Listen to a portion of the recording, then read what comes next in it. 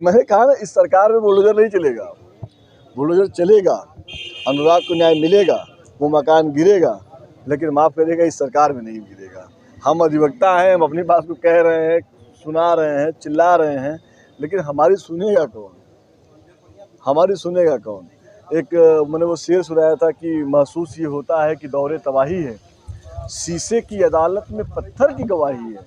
दुनिया में कहीं ऐसी कोई तस्लीम नहीं जहाँ कातिल ही मुहाफिज है और कातिल ही गवाही है। जहाँ कातिल के ही न्यायालय में हमारा मुकदमा चल रहा है और कातिल उसमें गवाही दे रहा है, दोनों ही न्यायालय कर रहा है, तो ऐसे लोगों से क्या अपेक्षा की जाएगी? हम अपेक्षा नहीं कर रहे हैं। हम अपनी बात को, मुझे संतोष इस बात का है कि मैं अनुराग के परिवार के साथ खड़ा हूँ, अनुराग को न्याय दिलाने के लिए खड़ा हूँ, अनुराग के हर परिवार के हर उस कदम के साथ खड़ा हूँ जो अनुराग को न्याय के लिए एक कदम भी बढ़ेगा, मैं उसके साथ खड़ा हूँ।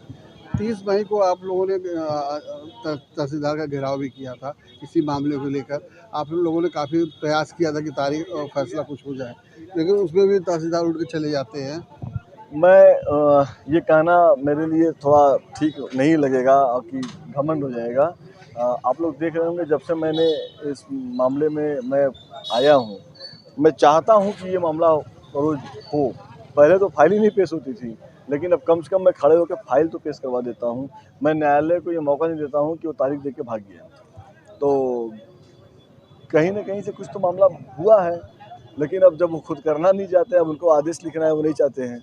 आदेश तो उन्हीं को लिखना है। अगर आदेश हमें लिखना होता तो हम कब का लिख दिए होते, कब का मकान गिरा दिए होते। ठीक है, लेकिन जो है ऊपर वाले के घर में देर है अंधेर नहीं है। घर तो गिरेगा, घर गुरु गिरने से कोई रोक नहीं पाएगा। और यही मैं बता दूँ, घर गिरेगा अगर ये हमारी सरकार आएगी, हमारी नहीं सरकार बदलेगी, अगर पीडीए की सरकार आएगी तो यही तहसीलदार से मैं घर गिरवाऊँगा। इसी तहसीलदार को बोलूँगा, अब तुम न्यायिक रूप से काम करो, जो सच है उसका काम करो, और उसी सच के आधार पे यही आदेश करेंगे कि मकान गिरे, बस।